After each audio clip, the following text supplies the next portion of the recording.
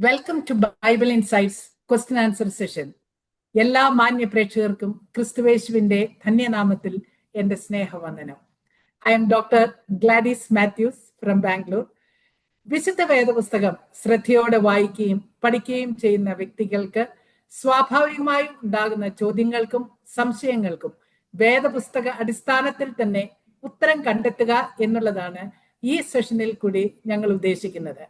പ്രശസ്ത Hebrew Bible സ്കോളറും വേദ അധ്യാപകനുമായ doctor Babu John Vettamala sir അങ്ങനെയുള്ള നമ്മുടെ ചോദ്യങ്ങൾക്കും സംശയങ്ങൾക്കും വേദപുസ്തക അടിസ്ഥാനത്തിൽ തന്നെ ആധികാരികമായി ഉത്തരം പറയുവാൻ ഇന്നും നമ്മോടൊപ്പം ഉണ്ട്. Welcome to this session sir. Sir, കഴിഞ്ഞ എപ്പിസോഡിൽ പ്രേക്ഷകരിൽ നിന്നും അനേകം ചോദ്യങ്ങൾ വേദപുസ്തക അടിസ്ഥാനത്തിൽ നമുക്ക് ലഭ്യമായിട്ടുണ്ട്. അതിൽ ഒരു ചോദ്യം പ്രകാരമാണ്, റോമാലേഖനം 9-ാം അധ്യായം 11, 12, 13 വാക്യങ്ങളെ ആസ്പദമാക്കിയാണ് പ്രേക്ഷകൻ ചോദിച്ചിരിക്കുന്നത്. നമ്മുടെ പൂർവ്വപിതാവായ യാക്കോബിനെ പറ്റി പരാമർശിക്കുന്ന ഒരു വചനമാണ്, കുട്ടികൾ ജനിക്കുകയോ ഗുണമാകട്ടെ ദോഷമാകട്ടെ ഒന്നും പ്രവർത്തിക്കുകയോ ചെയ്യും മുമ്പേ തെരഞ്ഞെടുപ്പിൻ പ്രകാരമുള്ള ദൈവനിർണയം പ്രവൃത്തികൾ നിമിത്തമല്ല, വിളിച്ചവന്റെ ഇഷ്ടം നിമിത്തം വരേണ്ടതിന് മൂത്തവൻ ഇളയവനെ സേവിക്കുമെന്ന് അവളോട്, അതായത് റിബേക്കയോട് അരുളി ചെയ്തു. ഞാൻ യാക്കോബിനെ സ്നേഹിച്ച് ഏശാവിനെ ദ്വേഷിച്ചിരിക്കുന്നു എന്ന് എഴുതിയിരിക്കുന്നു. ഇതിൽ യാക്കോബിനെ സ്നേഹിക്കുവാൻ ഉള്ള വ്യവസ്ഥ അല്ലെങ്കിൽ കണ്ടീഷൻ എന്താണ്? Good question. Thank you mom. നമുക്ക് ആൻസറിലേക്ക് കിടക്കാം. നമ്മൾ സ്ഥിരം പറയാറുള്ള ഒരു പല്ലവി വീണ്ടും ഇവിടെ ആവർത്തിക്കുന്നതിൽ എനിക്ക് ഇച്ചിരി സങ്കടമുണ്ട്. പക്ഷെ അത് ആവർത്തിക്കാൻ വേറൊരു മാർഗമില്ല. അപ്പോസ്തലനായ വിശുദ്ധ പൗലോസിൻ്റെ ഒരു റെവലേഷൻ അല്ലിത്. താൻ വിശുദ്ധ പഴയ നിയമത്തിൽ നിന്ന് കോട്ട് ചെയ്യാണ്. അവിടെ ഏശാവിനെ ദ്വേഷിച്ചു യാക്കോബിനെ സ്നേഹിച്ചു എന്നെഴുതിയിട്ടില്ല. മറിച്ച് അവിടെ എഴുതിയിട്ടുള്ളത്, ഞാൻ ഏശാവിനേക്കാളേറെ യാക്കോബിനെ സ്നേഹിച്ചു എന്നാണ് അങ്ങനെ എഴുതിയിരിക്കുന്നത്. പക്ഷെങ്കിൽ ഈ വളരെ കോംപ്ലിക്കേറ്റഡ് ആണ് ഇതിൻ്റെ ഗ്രമാറ്റിക്കാലിറ്റി എന്ന് പറഞ്ഞാൽ. ഹീബ്രുവിൻ്റെ ഗ്രാമർ ഇച്ചിരി കോംപ്ലിക്കേറ്റഡാണ്. അതുകൊണ്ടുള്ള കുഴപ്പമെന്ന് പറഞ്ഞാൽ ഈ നമുക്ക് തെറ്റിദ്ധാരണാജനകമായ മറുപടികൾ കിട്ടുന്നു. എന്നെ സ്നേഹിക്കുകയും തൻ്റെ അപ്പനെയും അമ്മയെയും വെറുക്കുകയും ചെയ്യാത്തവൻ എൻ്റെ ശിഷ്യനായിരിക്കാൻ കഴിയത്തില്ല. You love me, then you should hate your parents. English, U hate your parents. അപ്പം അപ്പനെ അമ്മയും വെറുത്തിട്ട് വേണം എന്നെ അനുഗമിക്കാൻ. നമ്മുടെ വാഴ്ത്തപ്പെട്ട കർത്താവ് പറയുന്നതാണ് സുവിശേഷങ്ങളിൽ എഴുതിയിരിക്കുന്നത്.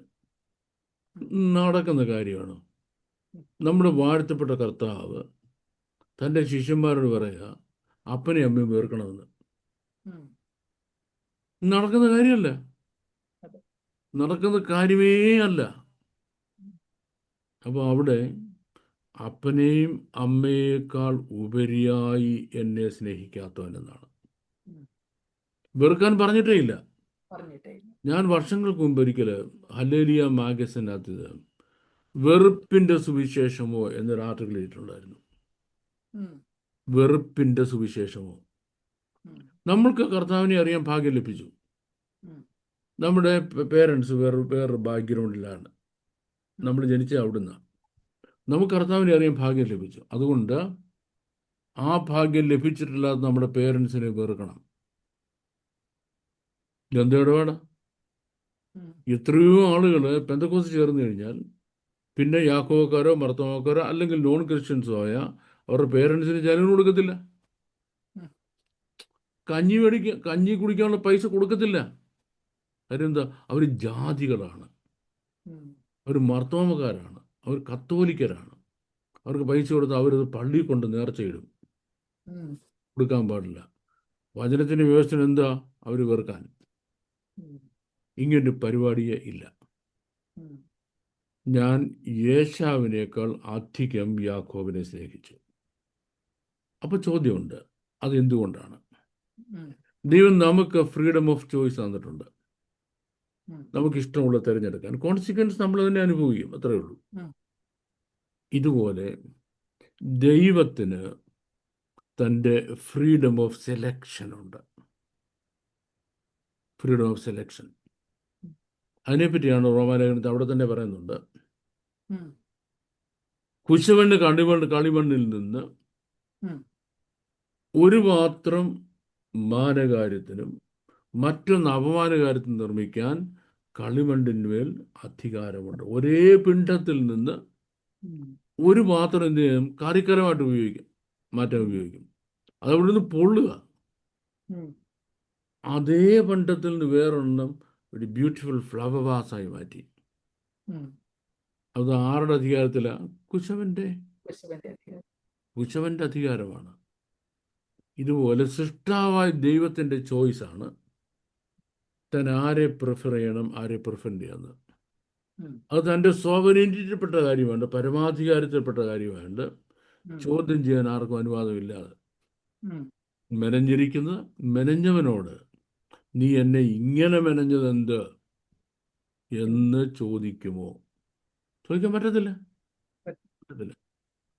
സ്റ്റിൽ നമുക്കൊരു അസംഷന് വേണ്ടി അത് എന്തുകൊണ്ടാണ് ദൈവം അങ്ങനെ ചെയ്തത്, ഉം. നമ്മൾ ചെയ്തെന്തുകൊണ്ട്? കാരണം ഉം. ഈ ദൈവത്തിന് തന്നെ പറ്റിയും തൻ്റെ പദ്ധതികളെ പറ്റിയും നമ്മൾ അറിവില്ലാത്തവരായിരിക്കാൻ ആഗ്രഹിക്കുന്നില്ല. God does not want to hide himself, Okay. Hide from us himself as well as his plans. പക്ഷെ ചില പ്ലാൻസ് നമുക്ക് മനസ്സിലാകത്തില്ല, അതുകൊണ്ടാണ് ദൈവം പറയാത്തത്. ഉം. ഉം. ദൈവത്തിൻ്റെ പ്രത്യേകത, അനേക പ്രത്യേകതകളിലൊന്ന്, ഗോഡ് സീസ് the end in the beginning, ആരംഭത്തിൽ അവസാനം. പിന്നെ ദൈവത്തിന് മാത്രമേ what is what and which is which എന്ന് അറിയത്തുള്ളൂ. നമുക്കറിയത്തില്ല. What is what and which is which എന്ന് നമുക്ക് അറിയത്തുള്ളൂ. ഉം. ഈ ഏശാവ് എന്ന വ്യക്തിയുടെ ജനനം ഉം. റിബേക്കയുടെ വയറ്റിൽ തന്നെ യാക്കോബിനോടൊപ്പം തന്നെ ഇയാൾ വരാൻ കാരണം ഉം. അത് ദൈവത്തിനെ അറിയത്തുള്ളൂ. ഉം. ഇപ്പം നമുക്കും അറിയാം ഇത് എവിടെ ചെന്ന് അവസാനിക്കാൻ പോകുന്നുള്ളത് ദൈവത്തിനറിയാം. ഉം. കാരണം ഈ യാക്കോബ് എന്ന പ്രോമിസ്ഡ് ബേബി, വാഗ്ദത്ത സന്തതി, ഈ ഭൂമിയിൽ ജനിക്കുന്നതിന് മുമ്പ് ഉം. അമ്മയുടെ വയറ്റിനകത്ത് വെച്ച് അവനെ കാച്ചി കളയണം. ഉം. അതിന് ഇതേ വയറ്റിൽ ജനിക്കുവാൻ അനുവാദം ലഭിച്ച വ്യക്തിയാണ് ഏശാവ്. യേശാവ്. ചവിട്ട് തുടങ്ങി അതിനകത്തിട്ട് തന്നെ ഈ ഉം. ഉം. കൊച്ചനെ. ഈ റേബേക്കായിക്ക് ഈരിക്കപ്പെടുത്തിയില്ല. ഉം. കർത്താവ് ഇത് എന്തുവാ ഉം. എൻ്റെ വയറ്റിനകത്ത് നടക്കുന്നത്? ഉം. പറഞ്ഞു, കുഞ്ഞെ, 2 ജാതികൾ അതിൻ്റെ വയറ്റിനകത്ത്. ഉം. മൂത്തവൻ ഇളയവനെ സേവിക്കും. ഉം. അതിൽ ഇളയവൻ എൻ്റെ ചോയ്സാണ്. ഉം. അവനെ നശിപ്പിക്കാനുള്ള ആളാണ് ആര്? Yes. ഏശാവ്, മൂത്ത. മൂത്തയാള്. ജനിച്ചു മൂത്തയാളെന്ന് പറഞ്ഞാൽ നല്ല ഒരു കാട്ടയാൻ ഒരുത്തൻ, ശരീരം മുഴുവൻ രോമവും ഒക്കെ ഉള്ള. ജനിക്കുമ്പോൾ തന്നെ പുള്ളി താടിയൊക്കെ ആയിട്ട് വരുന്നത്. എന്തോ സംഗതിയാ. ഉം. ഈ മറ്റേ കോച്ചൻ ഒരു വിരള് പോലെ ഇങ്ങനെ ഞരന്തൊരു ചെറുക്കൻ. ഉം. മനസ്സിലെ വരുന്നുണ്ടേ, ഇങ്ങോട്ട് വരുന്നുണ്ടേ, ചേട്ടൻ്റെ കാലെ പിടിച്ചോണ്ടാ വരുന്നേ അമ്മയുടെ വയറ്റിൽ നിന്ന്. ഉം. ഈ ചെറുക്കൻ എന്തോ പേര് വിളിക്കുക. തള്ളയ്ക്ക് മനസ്സിലായി ഇതാണ് ദൈവത്തിന്റെ ചോയ്സ് എന്ന്. Choice. അത് തള്ള ഇവന് പേര് വിളിക്കുക. ഉം.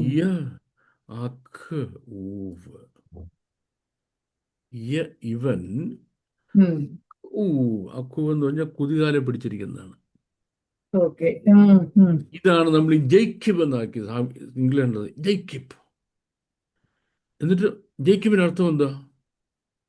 ഉപായി. യാക്കോബിന്റെ അർത്ഥം എന്താ? ഉപായി. ഉപായി. ഒരു പാവം കൊച്ചൊരു അപ്പാവി എന്ന് പറഞ്ഞാൽ അപ്പാവി. ലൈഫിൽ ബിൽഡ് ചെയ്യാൻ ഒരു സ്കില്ലുമില്ല. ലൈഫ് ബിൽഡ് ചെയ്യാൻ 40 വയസ്സാകുമ്പോഴും ഇവനായി അറിയാമെന്നറിയാമോ? അമ്മയുടെ സാരിയെ തൂങ്ങി നടക്കുക. ഇവരെന്തേലും വേയിച്ചം പറക്കി കൊടുക്കും. അപ്പം മം നല്ല വടയായിരുന്നു, നല്ല ബോണ്ടായിരുന്നു എന്ന് പറഞ്ഞ് അമ്മ ഇങ്ങനെ സൂചിപ്പിച്ച് ചാപ്പാടിച്ച് നടക്കുക. രണ്ടാമത് സ്കിൽ, എടാ ആടിനെ ഒന്ന് മാറ്റി കെട്ടാന്ന് പറഞ്ഞാൽ പറമ്പിൽ നിൽക്കുന്ന ആടുണ്ടല്ലോ, ആടിനെ ഈ കുറ്റിയെന്ന് അങ്ങേ കുറ്റിയെ മാറ്റി കെട്ടും. ഇത്ര അറിയത്തുള്ളൂ. പുള്ളി ആയുസിന് ആദ്യമായിട്ട് പായസം വെച്ചു കേട്ടോ. ഈ പായസം എന്താ ചേർക്കണമെന്ന് പിടിയില്ല. ഏതാണ്ട് മുളക് പൊടി അതിൻ്റെ അകത്ത് പായസം വെച്ചിട്ട്, അതായത് പായസം ചുവന്ന പായസമായി പോകാൻ കാര്യം. പായസം വെച്ചപ്പോൾ ചുവന്നു പോയി. ഈ വേഷം കെട്ടിച്ചതെല്ലാം അമ്മയാ. ചേട്ടൻ്റെ ഉടുപ്പെടുത്തി തിരിച്ചതും ആട്ടുതോല് കൊണ്ട് കൈ മൂടിയതും ഈ അപ്പൻ്റെ അടുത്ത് പറഞ്ഞു വിട്ടു. എന്നാൽ അപ്പൻ്റെ അടുത്ത് വിട്ടുണ്ടേ ശബ്ദം ഒന്ന് മാറ്റി ചേട്ടൻ്റെ ശബ്ദത്തിലൊന്ന് സംസാരിക്കാൻ അറിയാമോ? അറിയത്തില്ല. അപ്പൊ അപ്പം പറയാം, എടാ നിന്റെ ശബ്ദം കേട്ടിട്ട് യാക്കോവാണ്, പക്ഷെ നിന്റെ വേഷവും മണവും ഒക്കെ നോക്കിയിട്ട് കേശാവാണ്. ഈ പുള്ളിക്ക് ഒരു സ്കില്ലുമില്ല, ഒരു അപ്പാവി അതുവരെ. ലൈഫ് മുഴുവനല്ല, അതുവരെ ആ പോയിന്റ് വരെ.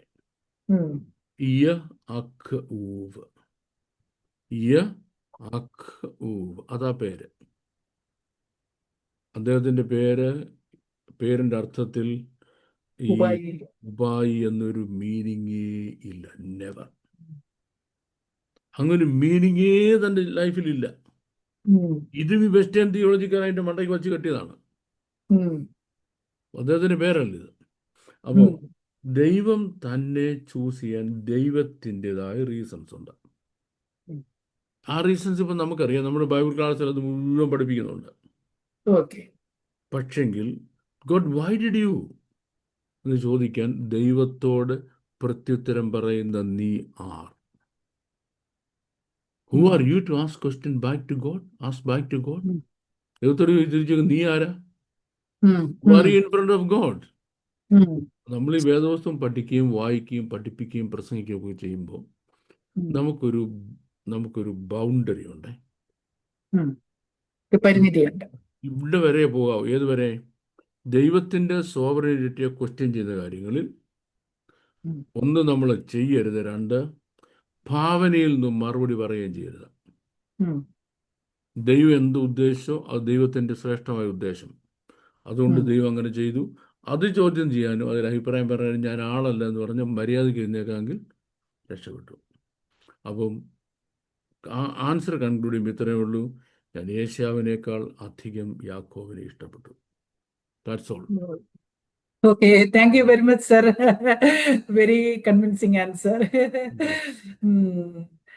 അടുത്ത ചോദ്യം, നമ്മുടെ കഴിഞ്ഞ എപ്പിസോഡുകളിൽ, ആദ്യത്തെ 1-2 എപ്പിസോഡുകളിൽ ദുശ്ചിന്ത മനുഷ്യഹൃദയത്തിൽ എങ്ങനെ വരുന്നു എന്നൊരു ചോദ്യം ഒരു പ്രേക്ഷകർ ചോദിച്ചിരുന്നു. അതിന്റെ മറുപടി സാറ് എലിമെന്റ്സ് ഓഫ് ക്രിയേഷൻ അല്ലെങ്കിൽ സൃഷ്ടിയുടെ ഘടകങ്ങളെ ആസ്പദമാക്കിയാണ് അതിന്റെ വിശദീകരണം സാറ് നൽകിയത്. അതേ ചോദ്യത്തെ ആധാരമാക്കി വീണ്ടും ഒരു ചോദ്യം പ്രേക്ഷകരിൽ നിന്ന് വന്നിട്ടുണ്ട്. റോമാലേഖനം 5-ാം അധ്യായം 12-ാം വാക്യത്തിൽ ഏകമനുഷ്യനാൽ പാപവും പാപത്താൽ മരണവും ലോകത്തിൽ വന്നു എന്ന് കാണുന്നു. ആദാമ്യ പാപം മനുഷ്യരാശിയിലേക്ക് കടന്നു വന്നതുകൊണ്ടാണ് മറ്റുള്ള മനുഷ്യർ പാപത്തിന് കീഴിലായി തീർന്നത് എന്നാണ് സാമാന്യമായിട്ടുള്ള നമ്മുടെ ധാരണ. എന്നാൽ ഈ നെഗറ്റീവ് എലിമെന്റ്സിനെ നമ്മൾ പോഷിപ്പിക്കാതിരുന്നാൽ മനുഷ്യന് പാപം ചെയ്യാതെ ജീവിക്കുവാൻ സാധിക്കുമോ? നെഗറ്റീവ് എലമെന്റ്സിനെ നമ്മൾ അതിനെ പാമ്പർ ചെയ്യാതിരുന്നാൽ, തലോടാതിരുന്നാൽ പാപം ചെയ്യാതെ ജീവിക്കുവാൻ മനുഷ്യന് കഴിയുമോ? സപ്പോസ് കഴിയുമെന്നിരിക്കട്ടെ. എടാ കുഞ്ഞെ, അതൊക്കെ എസ്സർഹാരായാണ്, നീ അതിനെ പ്രോത്സാഹിപ്പിക്കരുത്. എസ്സർഹാരായാണ് പ്രോത്സാഹിപ്പിക്കരുത്. എസ്സർഹാരായാണ് പ്രോത്സാഹിപ്പിക്കരുത്. അപ്പോൾ എസ്സർഹാരയുടെ ഫലമായിട്ടുണ്ടാകുന്ന കാര്യങ്ങളുടെ ഒരു ലിസ്റ്റ് ഇടുക ആദ്യം. എന്നിട്ട് നീ അതിനെ പ്രോത്സാഹിപ്പിക്കരുത് ചാതി അല്ലേ? ECPC അങ്ങനെ നടക്കുമായിരുന്നുവെങ്കിൽ നടക്കത്തില്ല. ഒരിക്കൽ എസ്സർഹാര എന്നുള്ള നിന്റെ മാനുഫാക്ചറിങ് എലമെന്റിലുള്ളത് കൊണ്ട് എസ്സർഹാരെ ജയിക്കുവാൻ എനിക്ക് ഒരിക്കലും പറ്റത്തില്ല. എസ്സർഹാരയെ നമുക്ക് അതിനെ പ്രോംപ്റ്റ് ചെയ്യാതിരിക്കാനല്ലാതെ ഉം. അതിനെ ജയിക്കാൻ നമുക്ക് ഒരിക്കലും കഴിയത്തില്ല. ഉം. ഒരിക്കലും കഴിയത്തില്ല. ഒരിക്കലും. അതിനുവേണ്ടി ശ്രമിച്ച എല്ലാ മനുഷ്യരും പരാജയപ്പെട്ടതാണ്. ഉം. സ്വന്തം പ്രയത്നം കൊണ്ട് എസർഹാരായി കീഴടക്കാൻ ശ്രമിച്ച മനുഷ്യരുടെ ചരിത്രം എന്ന് പറയുന്നത്. ഇപ്പൊ എസർഹാരായി കീഴടക്കാൻ വേണ്ടി ശ്രമിച്ച മനുഷ്യരിൽ ഏറ്റവും അധികം ശ്രമിച്ച ആളായിരുന്നു മാർട്ടിൻ ലൂഥർ. ഓക്കെ. കഠിനമായ ഉപവാസം, ഉം. ഒരു ചാട്ടവാർ റൂമിൽ വെച്ചിരിക്കുക. ഉം. അത് ദുശ്ചിന്തകൾ വരുമ്പം ശരീരത്തെ അടിക്കുക, ചാട്ടവാർ എടുത്ത് ഉം. അടിക്കുക, ദണ്ഡിപ്പിക്കുക ഈ ചാട്ടവാർ എടുത്ത്. ഉം.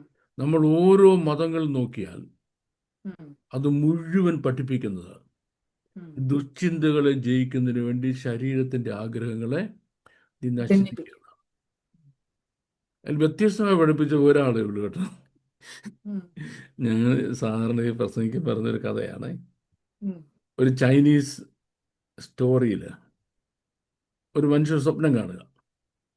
സ്വപ്നത്തിൽ ഇയാളുടെ കിണറ്റിൽ വീണു, ഉം. വലിയ കിണറ്റിൽ വീണു, പൊട്ടക്കണ്ടറ. രക്ഷപ്പെടാൻ ഒരു മാർഗ്ഗമില്ല. അവിടെ കിടന്ന് കരഞ്ഞ് കരഞ്ഞ് കരഞ്ഞ് കരഞ്ഞ് കരഞ്ഞ് ഇങ്ങനെ ഉറങ്ങിയിരിക്കുമ്പം മകനേന്നൊരു വിളി കേൾക്കുന്നു. പുള്ളി കിണറ്റ് മേപ്പോട്ട് നോക്കിയപ്പം ഒരു അപ്പൂപ്പൻ അവിടെ നിൽക്കുന്നു. ഉം. അപ്പൂപ്പൻ സ്വയം പരിചയപ്പെടുത്തി കൊടുത്തു. മകനെ, എൻ്റെ പേര് കൺഫ്യൂഷ്യസ് എന്നാണ്, ഞാൻ വലിയ ചൈനീസ് ഫിലോസഫറാണ്. ഇങ്ങനെയുള്ള കുഴിക്കകത്ത് മനുഷ്യൻ വീഴാതിരിക്കാൻ ഉള്ള കാര്യങ്ങളെപ്പറ്റി ഞാൻ ഒത്തിരി പുസ്തകങ്ങൾ എഴുതിയിട്ടുണ്ട്. നീ ആ പുസ്തകങ്ങൾ വായിച്ചിരുന്നെങ്കിൽ കുഴിക്കകത്ത് വീഴത്തില്ലായിരുന്നു. ഇനിയിപ്പം വീണുപോയി എന്ത് ചെയ്യാം? രക്ഷപ്പെടാനുള്ള മാർഗങ്ങൾ എൻ്റെ പുസ്തകത്തിലുണ്ട്. നീ ആരെങ്കിലും വിട്ട് പുസ്തകങ്ങൾ വരുത്തി ഇരുന്ന് വായിച്ചാൽ നിനക്ക് ഇരുന്ന് രക്ഷപ്പെടാം. കൺഫ്യൂഷ്യസ് പോയി. ഇയാളിങ്ങനെ കൺഫ്യൂഷൻ തന്നെ ഇരിക്കുക, കൺഫ്യൂഷനിൽ. പിന്നെ ഉറങ്ങി കഴിഞ്ഞപ്പം വീണ്ടും സ്വപ്നത്തിൽ ഒരാളെന്ന് വിളിക്കും, മകനേ എന്ന് വിളിക്കുന്നു. പുള്ളി മേപ്പോട്ട് നോക്കിയപ്പം കംപ്ലീറ്റ് ഷേവ് ചെയ്ത് നല്ല സുന്ദരനൊരു മനുഷ്യൻ, 6 അടി സംതിങ് പൊക്കമുള്ള കക്ഷി. പരിചയപ്പെടുത്തി, മകനെ ഞാൻ ബുദ്ധനാണ്, അറിയാമല്ലോ, ശ്രീബുദ്ധനാണ്. നിന്റെ ഈ നരകത്തിൽ ഈ കുഴിയിൽ രക്ഷപ്പെടാനുള്ള കരച്ചിൽ കേട്ടുകൊണ്ട് ഞാൻ വരികയാണ്, നിന്നെ ആശ്വസിപ്പിക്കാനാണ്. കാരണം ഇപ്പം നിന്റെ ദുഃഖത്തിന്റെ കാരണം ഈ കുഴിക്കകത്ത് രക്ഷപ്പെടണമെന്നുള്ള നിന്റെ ആശയാണ്. ആശയാണ് എല്ലാ ദുഃഖത്തിന്റെ അടിസ്ഥാന കാരണം. എനിക്ക് നോട്ട്സൊക്കെ എഴുതുന്ന കുഞ്ഞുണ്ട് ആ ഓസ്ട്രേലിയ, അവിടെ ഒരു ആശയം കേട്ടോ. അപ്പം ഞാൻ അവളുടെ കെട്ടിയോണ്ട് വിളിച്ചു പറഞ്ഞു, രാകേഷേ, ആശയാണ് എല്ലാ ദുഃഖത്തിന്റെ അടിസ്ഥാന കാരണം. ഞാനല്ല പറഞ്ഞത്. ഇത് കേൾക്കുമ്പോൾ ഇവർക്ക് ദേഷ്യം വരും. ബുദ്ധൻ പറഞ്ഞു, ഈ കുഴിക്കാന്ന് രക്ഷപ്പെടണം എന്നുള്ള ആശ നീ അങ്ങ് മാറ്റാമെങ്കിൽ എല്ലാ പ്രശ്നത്തിനും നിനക്ക് ദുഃഖമില്ല. പിന്നെ ഇയാളവിട്ടിരിക്കുക, പിന്നെ കരച്ചില്ല. അടുത്ത സ്വപ്നത്തില് ഇയാളുടെ ഇരിക്കുന്ന ഇതിനടിയിലൂടെ ഒരാൾക്കൊരു കൈ ഇങ്ങനെ മൂവ് ചെയ്യുന്നു. ഇയാളെ ആരോ തൊടുന്നതായിട്ട് നോക്കുന്നു, മനസ്സിലാകുന്നു. നോക്കിയപ്പം ആണിപ്പഴുതുള്ള ഒരു കരം മറ്റേ കൈ കൊണ്ട് ഇയാളിങ്ങനെ ചേർത്ത് പിടിക്കുക. ചോദിക്കുന്നു, ഹു ആർ യു? മറുപടി, I am the lord Jesus Christ. നീ കയ്യാലോട്ട് കയറി ഇരുന്നിട്ട് എൻ്റെ തോളിലോട്ട് ചാരിയാൽ മതി. That's all you have to do. ഞാൻ നിന്നെ ഈ കുഴിക്കൽ പുറത്തു കൊണ്ടുവരാം. അപ്പം എസർഹാര എന്ന പാപത്തിന്റെ കാരണം അതിനെ കൊല്ലുകയല്ലാതെ നിനക്കതിന് രക്ഷപ്പെടാൻ പറ്റത്തില്ല. എന്നെ കൊല്ലണം, അല്ല പറ്റും. നിനക്കതിനെ കൊല്ലാൻ പറ്റും. ലോകത്തിൽ ഒരു മനുഷ്യൻ കൊല്ലാൻ പറ്റത്തില്ല.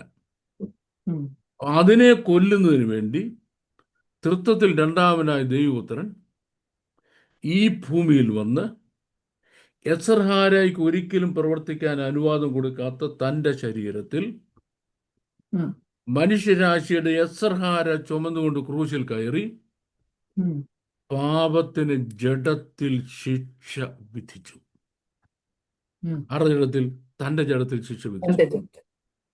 ആ ദൈവത്തിലുള്ള വിശ്വാസമാണ് നമ്മൾ ഏതിൽ രക്ഷിക്കുന്നത്?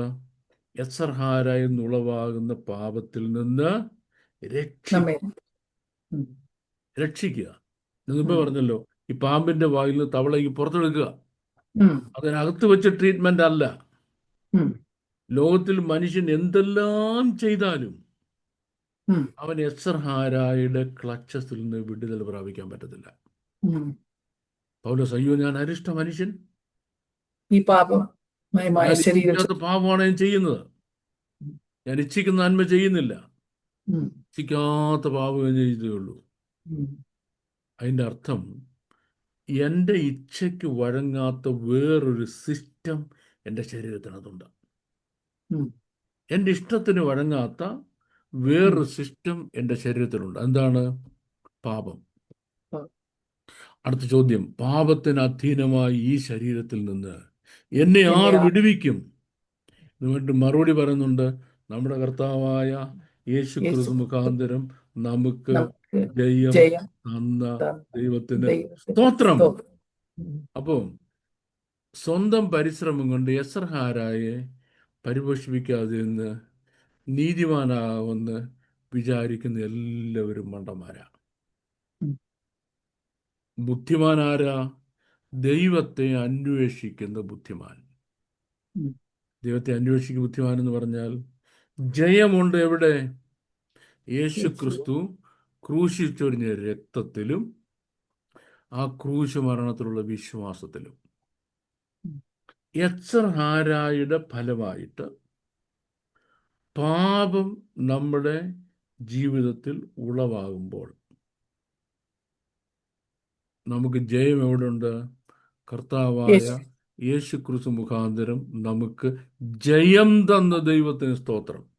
അപ്പൊ യത്സർഹാര എന്ന ആ മാനുഫാക്ചറിങ് കണ്ടന്റ് ഉണ്ടല്ലോ, ആ മാനുഫാക്ചർഡ് എലമെന്റ്, ഈ എലമെന്റ് ഒരിക്കലും നിന്റെ മർത്യശരീരത്തിന്മേൽ അതിന്റെ മോഹങ്ങളെ അനുസരിച്ച് ഇനി വാഴരുത്. പൂർണ്ണ ജയം എവിടെ? കർത്താവ് യേശു ക്രിസ്തുവിൽ. അതിനാണ് യേശു ക്രിസ്തുവിനെ ഭൂമിയിൽ മനുഷ്യനായി വന്ന് ക്രൂശിക്കപ്പെടാൻ പിതാവായ ദൈവം അയച്ചത്. അപ്പം അതൊരു സൊല്യൂഷൻ അല്ല, അതൊരു റെമഡി അല്ല, ഒരു കംപ്ലീറ്റ് വിക്ടറിയാണ്. ഒരു പരിഹാര മാർഗം, പാരസിറ്റമോൾ കൊടുക്കും പോലെ അല്ല, കംപ്ലീറ്റ് വിക്ടറി. ക്രിസ്തുവിൽ നിന്ന് ജനിച്ചവന് he cannot commit sin. അത്ര പൂർണ്ണ സ്വാതന്ത്ര്യം, പൂർണ്ണ വിജയം പാപത്തിന്മേൽ ലഭിക്കുകയാണ് യേശു ക്രിസ്തുവിന്റെ ക്രൂശ് മരണത്തിൽ വിശ്വസിക്കുന്ന ഒരാൾക്ക്. അപ്പോൾ ഒരു ചോദ്യമുണ്ട്, അപ്പൊ ഞാനൊന്നും ചെയ്യണ്ട? കാരണം നീ എന്തെല്ലാം ചെയ്താലും നിനക്ക് ചെയ്യാൻ കഴിയുന്ന മുഴുവൻ സാധനങ്ങൾ കൊണ്ടും നിനക്ക് വാങ്ങാൻ കഴിയത്തില്ല പാപക്ഷമ. കാരണം എന്താണിത്? ഇത് കുഞ്ഞാടിൻ്റെയും സിംഹാസനത്തിലിരിക്കുന്ന ദൈവത്തിൻ്റെയും ദാനം, രക്ഷ. വിശ്വാസത്തിൽ നിനക്ക് ദാനമായിട്ട് കിട്ടുന്നതാണ്. അപ്പൊ അങ്ങനെ വരുമ്പോൾ ഞാൻ എവിടെ ചെല്ലണം? യേശു ക്രിസ്തുവിൻ്റെ അടുത്ത് ചെല്ലണം. ചെന്ന് എന്ത് അംഗീകരിക്കണം? എനിക്ക് പകരം യേശു ക്രിസ്തു മരിച്ചു എന്നുള്ള സത്യം അംഗീകരിക്കണം. പക്ഷെങ്കിൽ പ്രൈഡ് അല്ലെങ്കിൽ അഹങ്കാരം, ഇത് എവിടുന്ന വരുന്നത്? സാത്താനിൽ നിന്ന്. പ്രൈഡല്ലേ അവനെ സാത്താനാക്കിയത്, അല്ലേ? ലൂസിഫറിനെ സാത്താനാക്കിയത് പ്രൈഡ് അല്ലയോ? അഹങ്കാരം. ഇതേ സാധനം ഈ ബുദ്ധിജീവികൾ എന്ന് പറയുന്ന ഒരാൾക്കാരുടെ ഇടയിൽ സാത്താൻ കൊണ്ട് കൊടുക്കും. ഞാനാണ് ലോകത്തിലെ ഏറ്റവും വലിയ ബുദ്ധിമാനെന്ന് പറഞ്ഞുകൊണ്ട് നടന്ന ഒരാളുണ്ടായിരുന്നു, ഒരു ഐറിഷ് എഴുത്തുകാരൻ. അയാളുടെ പേര് ജോഷ് ബേണറ്റ് ഷോ എന്നാണ്. ജോഷ് ബേണറ്റ് ഷോ. പുള്ളിയാണ് ഏറ്റവും വലിയ ബുദ്ധിമാനെന്ന. ഒരിക്കൽ പുള്ളി പറഞ്ഞു, well there are two greatest dramatists in the world. Well, the other is Shakespeare. ലോകത്തിലെ ഏറ്റവും വലിയ രണ്ട് നാടകൃത്തുക്കളാണുള്ളത്. മറ്റേയാള് ഷേക്സ്പിയർ ആണെന്ന് തോന്നുന്നു. ഓക്കെ. ഇതാരാ? അതെ, ബെർണാഡ് ഷാ. അപ്പൊ ഇദ്ദേഹം പറഞ്ഞു, എൻ്റെ പാപത്തിന് വേണ്ടി ആരും പരിഹാരമാകും വേണ്ട, മരിക്കുകയും വേണ്ട. ഉം, ഞാൻ പാപം ചെയ്തിട്ടുണ്ടെങ്കിൽ അതിനുള്ള പരിഹാരം ഞാൻ ചെയ്തോളാമെന്ന്. ഉം. ഞാൻ പാപം ചെയ്തിട്ടുണ്ടെങ്കിൽ അതിൻ്റെ പരിഹാരം ഞാൻ ചെയ്തോളാം. എനിക്കൊരു യേശുവിനെയും വേണ്ട, ഒരു ക്രൂശ് മരണം വേണ്ട, എനിക്ക് പകരം ആരും വരികയും വേണ്ട, എൻ്റെ കാര്യം ഞാൻ നോക്കിക്കോളാമെന്ന്. അതിനേക്കാൾ മണ്ടത്തരം ലോകത്തിൽ മനുഷ്യന് പറയാനില്ല. ഉം, എത്സഹാര നമുക്ക് തരുന്ന പാപചിന്തകളെ ഉം, ജയിക്കുവാൻ നമുക്ക് കഴിയുമോ? പാപം ചെയ്യാതിരുന്നാൽ മതിയല്ലോ. U can never. ഉം. നിങ്ങൾക്ക് ജയിക്കണമെങ്കിൽ കർത്താവായ യേശു ക്രിസ്തുവിലുള്ള വിശ്വാസത്തിൽ മാത്രമേ, ക്രൂശ് മരണത്തിലുള്ള വിശ്വാസത്തിൽ മാത്രമേ ജയിക്കാൻ കഴിയൂ. ലോകത്തിലെ ഒരു മതവും പാപത്തിൻ്റെ മേൽ ജയം പ്രാപിക്കാൻ ഉം. ഒരു മനുഷ്യനെ ഇന്ന് വരെ സഹായിച്ചിട്ടില്ല. അവരോട് എന്ത് പറയുന്നു? ഒരു ലോങ് ലിസ്റ്റ് ഓഫ് ആക്ടിവിറ്റീസ് കൊടുക്കുന്നു. ആ മലയിൽ കയറുക, മറ്റേ മലയിൽ കയറുക, മറിച്ച മലയിൽ കയറുക. ജീവകാലം മുഴുവൻ അവന് പ്രവർത്തി ചെയ്ത് ഉം. ധർമ്മമാർഗത്തിൽ കൂടെ രക്ഷ പ്രാപിക്കാമെന്ന് അവനെ പഠിപ്പിച്ച് മനസ്സിലാക്കി അവൻ അങ്ങനെ പോകുമ്പോൾ, only one faith, that is Christianity. പാപത്തിന് ജഡത്തിൽ ശിക്ഷ വിധിച്ചു. ഫിനിഷ്ഡ്. ഉം. ഇനി ആ ഫിനിഷ്ഡ് വർക്കിൽ നമ്മൾ നോക്കിയാൽ മതി. ഉം. ഫിനിഷ്ഡ് വർക്ക് നമുക്ക് തന്നെ സിമ്പിളായിട്ട് പറഞ്ഞാൽ, ഉം. മാം സൂപ്പർ മാർക്കറ്റിൽ പോകുന്നു. ഉം. മാമിന് വളരെ എക്സ്പെൻസീവായ ഒരു ജുവലറിയോ അല്ലെങ്കിൽ ഒരു ഫ്രിഡ്ജോ കാണുന്നു. ഉം. ആ ജുവലറി മേടിക്കണമെങ്കിൽ മാമിൻ്റെ ലൈഫ് ടൈം സാലറി കൊണ്ട് പറ്റത്തില്ല. പറ്റത്തില്ല. ഉം. പക്ഷെ മാമിന് ആ ജുവലറി വേണം. ഉം. ഒരാൾ വരുന്നു, എന്നിട്ട് എന്തറിയാമോ, ഒരു ടിക്കറ്റ് കയ്യിൽ തരുന്നു. ആ ടിക്കറ്റിൽ ഈ സാധനത്തിൻ്റെ സ്പെസിഫിക്കേഷൻ വന്നിട്ടുണ്ട്. അതിൻ്റെ താഴെ ഫുള്ളി പെയ്ഡ് എന്ന് എഴുതിയിട്ടുണ്ട്. Fully paid. രണ്ട് കാര്യം. ഒന്ന്, അത് സ്വീകരിക്കാനുള്ള ഹ്യൂമിലിറ്റി മാഡത്തിനുണ്ടാണ്. അതെ. ഉം. Yes, you have paid for ഉം. മീ വാട്ട് ഐ കനോട്ട് പേ. ഉം. ഇതുകൊണ്ട് ആ കൗണ്ടറിൽ ചെല്ലണം. ഉം. ഇതാണ് സിമ്പിൾ യേശു ക്രിസ്തുവിനോടുള്ള പാപക്ഷമയും ആത്മരക്ഷയും എന്ന് പറയുന്നത്. ഉം. നിനക്കൊരിക്കലും നിന്റെ നിത്യജീവൻ വിലയ്ക്ക് മേടിക്കാൻ കഴിയത്തില്ല. നിന്റെ മുഴുവൻ കഴിയത്തില്ല. കൊടുത്താലും ഉം. കഴിയത്തില്ല. കാരണം ഒരു ആളിൻ്റെ പാപക്ഷമയുടെ വില, അത് ഒരു ആത്മാവിൻ്റെ വില, മുഴുവൻ ലോകത്തിൻ്റെ വിലയൊക്കെ കൂടുതലാണ്. ഉം. അത്ര നമ്മുടെ ഉണ്ടോ? ഇല്ല, ഒരിക്കലും ഇല്ല. ഇല്ല. നമ്മളോട് സാത്താൻ ഒരു കള്ളത്തരം പറഞ്ഞു. എന്തോ കള്ളത്തരം പറഞ്ഞു? നീ പാപം ചെയ്യാതിരിക്കാമെങ്കിൽ ഉം. നീ നീതിമാനാകും. എസ്രഹാരെ നീ പ്രോത്സാഹിപ്പിക്കായിരുന്നു മതിയല്ലോ, അപ്പം നീ രക്ഷപ്പെട്ടോളും. That is absolutely foolishness. You can never. The simple thing is fully paid എന്നൊരു ടോക്കണമായിട്ട് ഒരാൾ നിൽക്കുന്നുണ്ട്. ഉം. കർത്താവായ യേശു ക്രിസ്തു. ഉം. ആ ടോക്കൺ വിലയ്ക്ക് വെറുതെ വാങ്ങാം, സൗജന്യമായി വാങ്ങാം. ഉം. അതിന് വിലയുണ്ട്, നീ കൊടുത്തില്ലെന്നേ ഉള്ളൂ. ഉം. കോസ്റ്റ് ഉണ്ട്, നിന്റെ രക്ഷയ്ക്ക് കോസ്റ്റ് ഉണ്ട്, നീ കൊടുത്തില്ല. But already paid. എസർഹാരെ അടിച്ച് താഴ്ത്തി നിന്റെ ജീവകാലം മുഴുവൻ നീ അതിനോട് തോക്കുകയല്ലാതെ അതെ. You will never be victorious until he come to. അതാണ് യേശു ക്രിസ്തുവിൻ്റെ ക്രൂശ് മരണത്തിൻ്റെ അനിവാര്യതയും പ്രത്യേകതയും. That's my long answer mom. പക്ഷെ ലോങ് അല്ലാതെ ഷോർട്ടർ ആൻസർ അതിനില്ല. Okay. So thank you very much for the brilliant answer, sir. Very, very clear. അടുത്ത ചോദ്യം, ഉം. പഴയ നിയമപ്രകാരം നേടുന്നതിലൊക്കെയും ദശാംശം അല്ലെങ്കിൽ 10-1 ആലയത്തിന് കൊടുക്കണമെന്ന് ഉം. അനുശാസിക്കുന്നു. ഉം. അത് പുരോഹിതന്റെ ഓഹരിയായിട്ടാണ് കണക്കാക്കപ്പെടുന്നത്. ഉം. എന്നാൽ പുതിയ നിയമത്തിൽ നാം യഹൂദരല്ല, ഉം. പൗരോഹിത്യവും ഇല്ല. ഉം. അങ്ങനെയെങ്കിൽ ദശാംശം കൊടുക്കണം. കൊടുക്കണോ? കൊടുക്കണ്ട.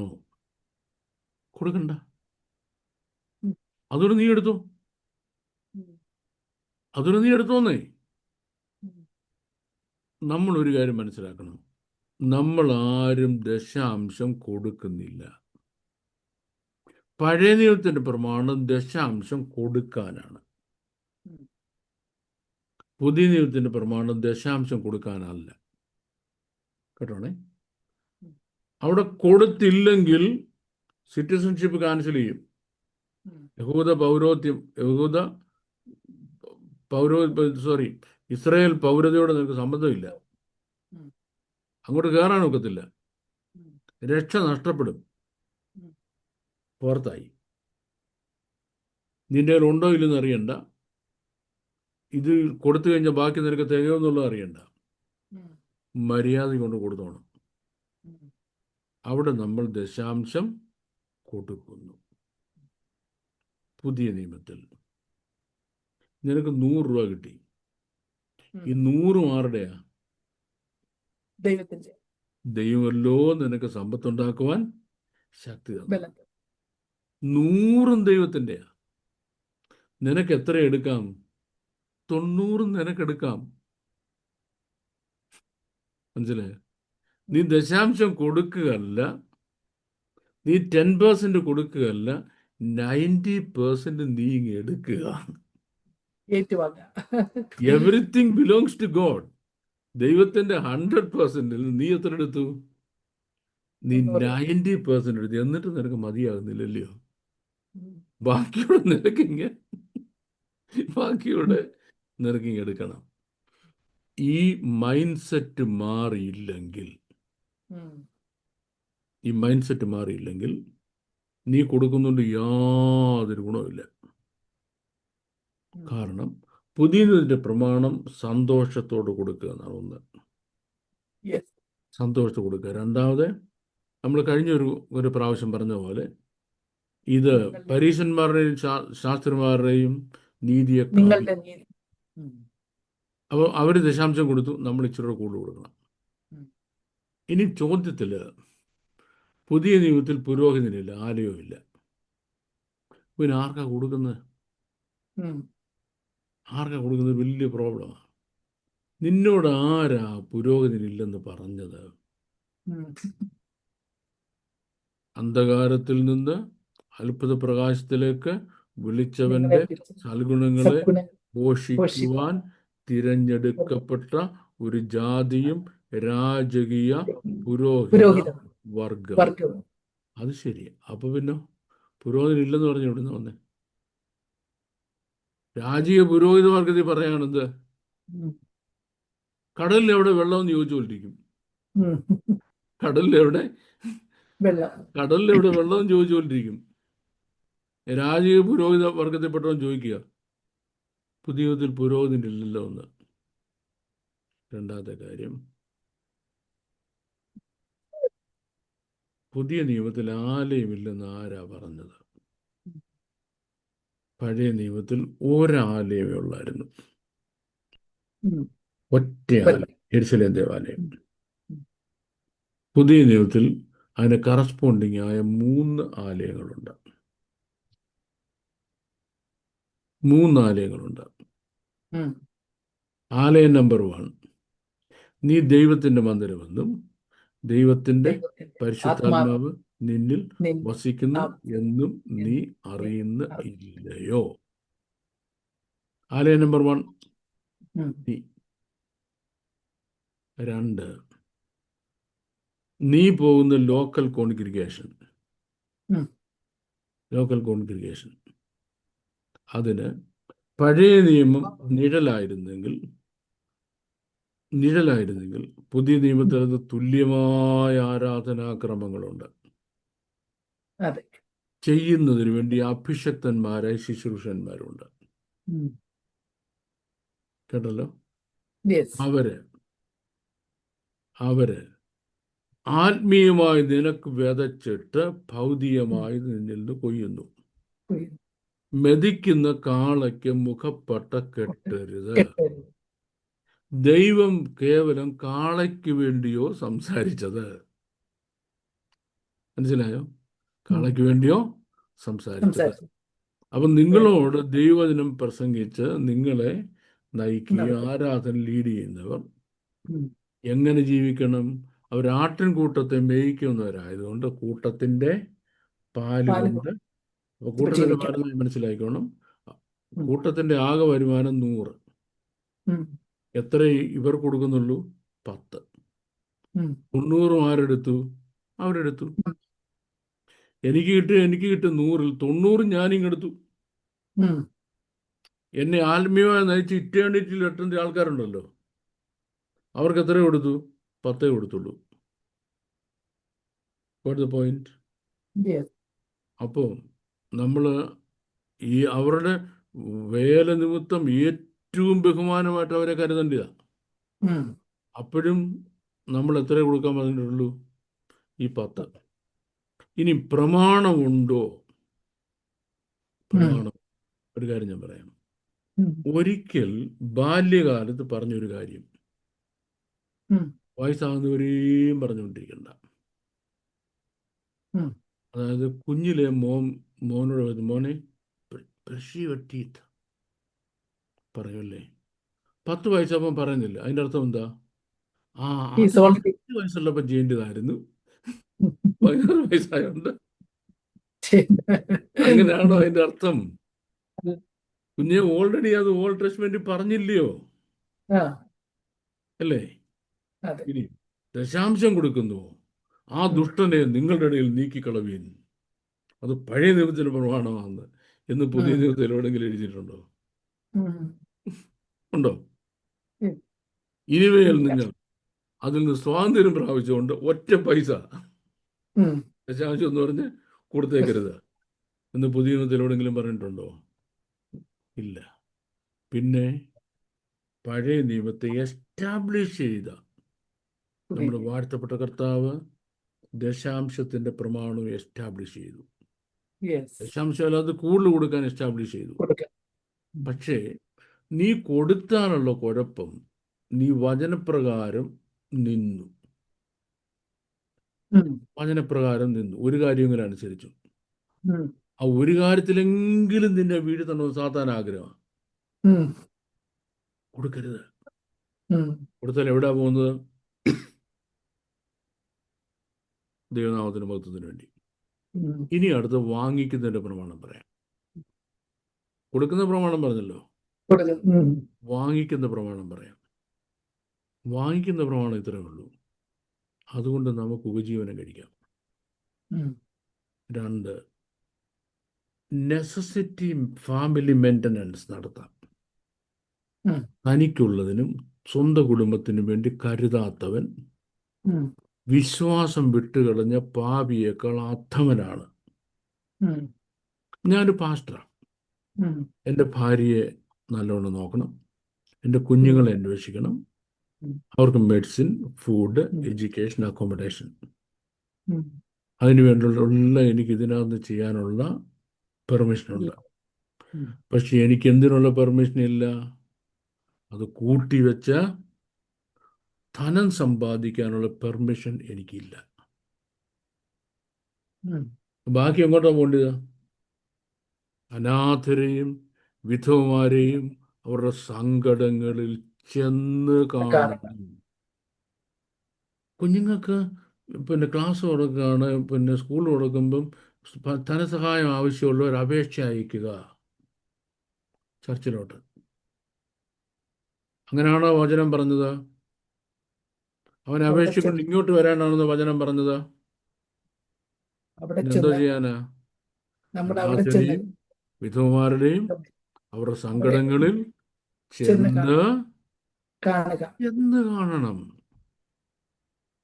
ഒരുപക്ഷെ എൻ്റെ ഈ ക്ലാസ് കേൾക്കാൻ സാധ്യതയുള്ള ഒരാൾ എന്നെ ഒരുപാട് സ്വാധീനിച്ച ഒരു ദേവദാസന് ചെറുതിലെ, പാസ്റ്റർ ജോൺ സക്കറിയ എന്ന് പറയും അദ്ദേഹത്തിൻ്റെ പേര്.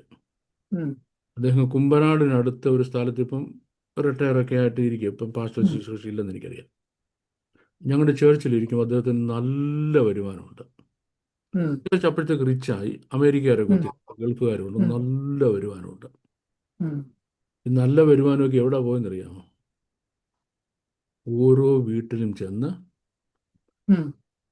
അവിടെ തീ പുകഞ്ഞിട്ടുണ്ടോ അടുക്കളയിൽ കയറി നോക്കും. തീ പറഞ്ഞിട്ടുണ്ടോന്ന് അടുക്കളയിൽ കയറി നോക്കും.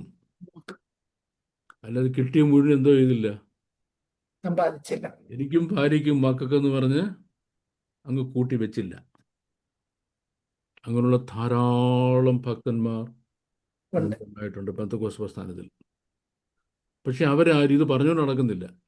ഉം. ഞാൻ കിട്ടിയതെല്ലാം കർത്താവിൻ്റെ വേലയ്ക്ക് വേണ്ടി ചെലവഴിച്ച് സാധുക്ക് വേണ്ടി ചെലവഴിച്ചെന്ന് പറഞ്ഞുകൊണ്ട് ഉം. നടക്കുന്നില്ല. നമുക്ക് പറ്റിയ പ്രോബ്ലം എന്നറിയാമോ? They don't blow their own trumpet. Yes. ഞാനത് ചെയ്തേ എന്ന് പറഞ്ഞ് വിളിച്ചു. കാര്യം ഇടങ്കൈ ചെയ്ത് വലങ്കൈ അറിയരുത്. അറിയരുത്. ഇപ്പം ഈ ജോൺ സക്കറിയ എന്ന് പറയുന്ന ആൾ, അദ്ദേഹം ഞങ്ങളുടെ ചേർച്ചിൻ്റെ പാസ്റ്റായിട്ടിരിക്കുമ്പോൾ ഞാൻ അന്ന് ഹൈസ്കൂളിൽ പഠിക്കുക. ദീർഘവർഷങ്ങൾ കഴിഞ്ഞ് അദ്ദേഹം ലണ്ടനിൽ വന്നപ്പം ഒരു രാത്രി ഞങ്ങളിരുന്ന് സംസാരിച്ചപ്പോൾ അദ്ദേഹം എന്നോട് നേരിട്ട് പറഞ്ഞു, ഞങ്ങളുടെ ചർച്ചിൽ പാസ്റ്റായിട്ടിരുന്നപ്പം ഇന്നാറുടെ വിഷമങ്ങളിൽ ഉം. പോയി ചെന്ന് കണ്ട കാര്യം. അപ്പോൾ എന്തിനാ ദശാംശം മേടിക്കുന്നത്? That's my question. Yeah. ദശാംശം മേടിക്കുന്നത് എന്തിനല്ല? വരുവാനിരിക്കുന്ന തലമുറയ്ക്ക് വേണ്ടി ഇൻവെസ്റ്റ് ചെയ്യാനല്ല, തനിക്കുള്ളതിനും തൻ്റെ സ്വന്തം കുടുംബത്തിന് വേണ്ടി കരുതണം. എപ്പോഴും അവർക്ക് വേണ്ടി ഒരു നീക്കിയിരിപ്പുണ്ടായിരിക്കണം. ഉം. 2, ബാക്കി മുഴുവനും അനാഥരെയും വിധവമാരെയും സങ്കടങ്ങളിൽ ചെന്ന് കാണാൻ. ഇത് ചർച്ചിന് ഈ കൽപ്പന നടക്കണമെന്നുണ്ടെങ്കിൽ നമ്മൾ കൊടുത്തെങ്കിലേ അവർക്ക് കൊടുക്കാൻ പറ്റത്തുള്ളൂ. Yes. ഫോർ എക്സാമ്പിൾ, ഞാൻ ബ്രിട്ടനിലാണ്. ഞാൻ 1,00,000 രൂപ എൻ്റെ ചേർച്ചിലോട്ട് ദേവദാസന് അയച്ചു കൊടുക്കുന്നു. ഉം. ദേവദാസൻ എന്താ ചെയ്യുന്നത്? അദ്ദേഹത്തിന് അറിയാം ആ ഏരിയയിൽ തൻ്റെ കോണ്ടാക്റ്റിൽ ആരൊക്കെയാണ് കഷ്ടം അനുഭവിക്കുന്നത്, ഭാരം അനുഭവിക്കുന്നവർ, മക്കളെ കല്യാണം കഴിപ്പിക്കാൻ ബുദ്ധിമുട്ടുന്നവർ, നേഴ്സിങ്ങിന് കൊടുക്കാൻ ബുദ്ധിമുട്ടുന്നവർ അവർക്കറിയാം. ചെന്ന് കണ്ടവർ കൊടുക്കുകയാണ്. പക്ഷേ ഈ സൈക്കിൾ നടക്കുന്നുണ്ടോ എന്നുള്ളത് വേറൊരു കാര്യം. ഒരുപാട് പേര് ഒരു പക്ഷെങ്കിൽ തങ്ങൾക്ക് വേണ്ടി ശരി. സമ്പാദിക്കുകയായിരിക്കും. അവരെപ്പറ്റി പറയാനോ വിമർശിക്കാനോ ഒന്നും ഞാൻ ഈ പ്ലാറ്റ്ഫോം ഉപയോഗിക്കുന്നില്ല. ഉം. ഞാൻ ഇതിൻ്റെ ഡോക്ട്രിൻ മാത്രമേ പറയുന്നുള്ളൂ. കൊടുക്കണം. ഉം. എന്തുകൊണ്ട് കൊടുക്കണം? അതിപ്പോൾ പറഞ്ഞു കഴിഞ്ഞു. 2, മേടിക്കണം. എന്തിനു മേടിക്കണം? നമുക്ക് പൊട്ടടിച്ച് വീർക്കാനല്ല. ഉം. It has to go to the mission field. അതിനു വേണ്ടിയാണ്. Yes. Okay. Thank you very much, sir. ചോദ്യം ആക്ച്വലി കൊടുക്കുന്നതിനെ പറ്റിയായിരുന്നു. സാറ് വാങ്ങിക്കുന്നവരുടെ ഉത്തരവാദിത്വം കൂടെ വളരെ ക്ലിയർ ആയിട്ട്. Thank you very much, sir. ഒരു ചോദ്യം കൂടെ ചോദിക്കാൻ സമയമുണ്ട്? ഉണ്ട്, സമയമുണ്ട്. ചോദ്യം ഇപ്രകാരമാണ്. ഉൽപ്പത്തി പുസ്തകം 6-ാം അധ്യായം 3-ാം വാക്യത്തിൽ മനുഷ്യന്റെ ആയുസ് 120 വർഷം എന്ന് പറഞ്ഞിരിക്കുന്നു. എന്നാല് 90-ാം സങ്കീർത്തനത്തിൽ മോശയുടെ പ്രാർത്ഥനയിൽ നിങ്ങളുടെ ആയുസ് 70 സംവത്സരം, ഏറെയായാൽ 80 എന്നും കാണുന്നു. എല്ലാ തിരുവഴുത്തും ദൈവശ്വാസീയമാണല്ലോ. അങ്ങനെയെങ്കിൽ ഈ ആയുസിനെ പറ്റിയുള്ള ഈ 2 പരാമർശങ്ങൾ വേദപുസ്തകത്തിൽ തന്നെ എന്തുകൊണ്ടാണ്? ഓക്കെ, നമ്മൾ വേദപുസ്തകം എന്ന് പറയും, നമ്മുടെ കയ്യിൽ അച്ചടിച്ച് കിട്ടിയ പുസ്തകമുണ്ടല്ലോ. ഈ പുസ്തകത്തിൽ മുഴുവൻ അക്ഷരങ്ങളും ദൈവത്തിൻ്റെ പരിശുദ്ധാത്മാവ് എഴുതി വെച്ചതാണ് എന്ന് നമ്മളെ ആൾക്കാർ പറഞ്ഞ് കേൾപ്പിച്ച് വിശ്വസിപ്പിച്ചിരിക്കുക. അങ്ങനല്ല. It's message from the holy spirit. The message of the word of God is from the Holy Spirit. വിശുദ്ധ വേദപുസ്തകം ലോകത്തിന് കൊടുക്കുന്ന ഒരു മെസ്സേജ് ഉണ്ടല്ലോ. ആ മെസ്സേജാണ് പരിശുദ്ധാത്മാവിൻ്റെ.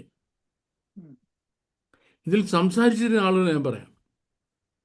സാത്താൻ്റെ വർത്താനമുണ്ട്.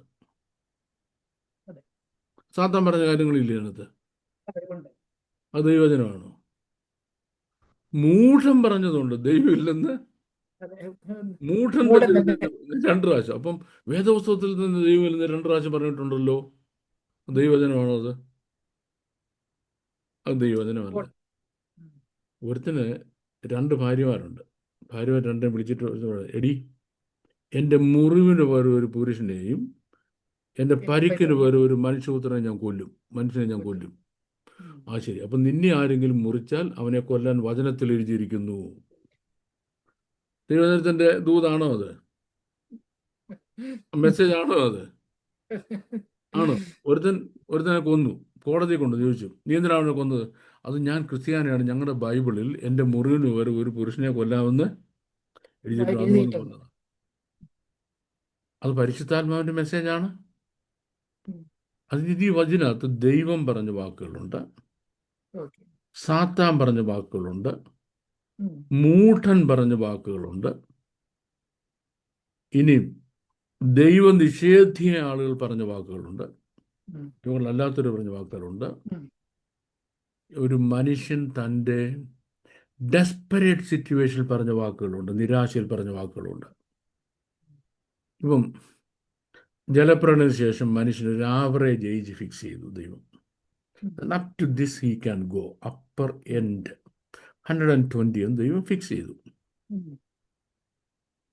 അപ്പം 120 വയസ്സാകാറായ ഒരപ്പച്ചൻ, അപ്പച്ചൻ മിസ്രൈമിൽ നിന്ന് ഇറങ്ങിത്തിരിക്കുക കനാൻ ദേശത്ത് പോകാനായിട്ട്. കൂടെ ചേട്ടനുണ്ട്, രണ്ടുപേരുടെ പോകാനിരിക്കുക. അപ്പം ഇദ്ദേഹത്തിന് എത്ര വയസ്സായി? 120 ചേട്ടന് ഒരു 150 വയസ്സ് കഴിഞ്ഞു. ചേട്ടൻ മരിച്ചു. ഇദ്ദേഹത്തിന് ഭയങ്കര സങ്കടമായി. ഇദ്ദേഹത്തിൻ്റെ പേര് മോശ എന്നാ, ചേട്ടൻ്റെ പേര് അഹരോൻ. 150 കാണിക്കാത്ത ഒരു 130 വയസ്സ് 140 വയസ്സെങ്കിലും ഉണ്ട്. അഹരോൻ മരിച്ചപ്പം സങ്കടം സഹിക്കാൻ വയ്യാതെ മോശ പറയാ, മനുഷ്യൻ്റെ ആയുസ് 70, ഏറെയാണെങ്കിൽ 80. ഈ പറഞ്ഞത് നിനക്കിപ്പോൾ എത്ര വയസ്സായി? 120 വയസ്സായി. പറയുന്ന ആൾ എത്ര വയസ്സായി? 120 വയസ്സായി. പറഞ്ഞെന്തുവാ? മനുഷ്യൻ്റെ ആയുസ് 70, ഏറെയായാൽ 80. വേദപുസ്തകം വായിക്കുമ്പോൾ ശ്രദ്ധിച്ചു നോക്കി പരിശുദ്ധാത്മാവിൻ്റെ ഇൻസ്പിറേഷനുള്ള മെസ്സേജ് എന്ന ഭാഗം മാത്രമേ നമ്മൾക്ക് ആപ്ലിക്കബിൾ ഉള്ളൂ. ബാക്കി ഒരാൾ പറഞ്ഞ അവൻ്റെ ഡെസ്പറേഷനിലാണെന്ന് മനസ്സിലാക്കണം. അപ്പോൾ ഇങ്ങനെ ഒരുപാട് കാര്യങ്ങൾ വേദപുസ്തകത്തിൽ പറഞ്ഞിട്ടുണ്ട്. ഇതെല്ലാം വേദപുസ്തകത്തിൻ്റെ മെസ്സേജോ ദൈവവചനമോ അല്ല. അപ്പോൾ ഏതാണ് വേദപുസ്തകത്തിൻ്റെ മെസ്സേജ്, ഏതാണ് ദൈവവചനം, ഇതിലേതാ സാത്താൻ പറഞ്ഞത്, ഏതാ മൂഢൻ പറഞ്ഞത്, ഏതാണ് അനാത്മീയൻ പറഞ്ഞത്, ഏതാണ് ദൈവനിഷേധി പറഞ്ഞത്, ഏതാണ് പ്രവാചകൻ പ്രവചനാത്മാവിൽ പറഞ്ഞത്, ഇങ്ങനെ തിരിച്ചറിയാൻ കഴിവില്ലാത്ത ആളുകൾക്ക് എല്ലാം എന്താ, അതിന് എല്ലാ തിരുവഴുത്തും ദൈവശ്വാസീയമാകുന്നു. വെറും ദൈവത്തിൻ്റെ ഇൻസ്പിറേഷനിൽ നിന്നാണ് ഈ മൂഢം പറഞ്ഞത്, ദൈവമില്ലെന്ന് മൂഢം അദ്ദേഹത്തെ പറഞ്ഞെന്ന് വരത്തില്ലേ. അതുകൊണ്ടാണ് നമ്മൾ തിരുവഴുത്ത് പൊരുൾ തിരിച്ച് പഠിക്കേണ്ട ആവശ്യമുള്ളത്. Is it clear, Mom? Yes. The context is very important. Absolutely. അപ്പോൾ ആരാ പറഞ്ഞത്, എന്താ പറഞ്ഞത് എന്ന് മനസ്സിലാക്കിയിട്ട് ഇത് ദൈവവചനമാണോ എന്ന് കയറി പറയാവൂ. ഈ സെഷൻ പ്രേക്ഷകർക്ക് അനുഗ്രഹമായി നിങ്ങൾ കരുതുന്നു. തുടർന്നും നിങ്ങളുടെ ചോദ്യങ്ങൾ ഞങ്ങൾ വളരെ വിലപ്പെട്ടതായി കാണുന്നു. തുടർന്നുള്ള നിങ്ങളുടെ ചോദ്യങ്ങൾ കമന്റ് ബോക്സിലോ വോയിസ് മെസ്സേജ് ആയിട്ടോ ടെക്സ്റ്റ് മെസ്സേജ് ആയിട്ടോ ഡിസ്പ്ലേ ചെയ്തിരിക്കുന്ന നമ്പറിൽ അറിയിക്കുക. God bless you. Thank you. Thank you.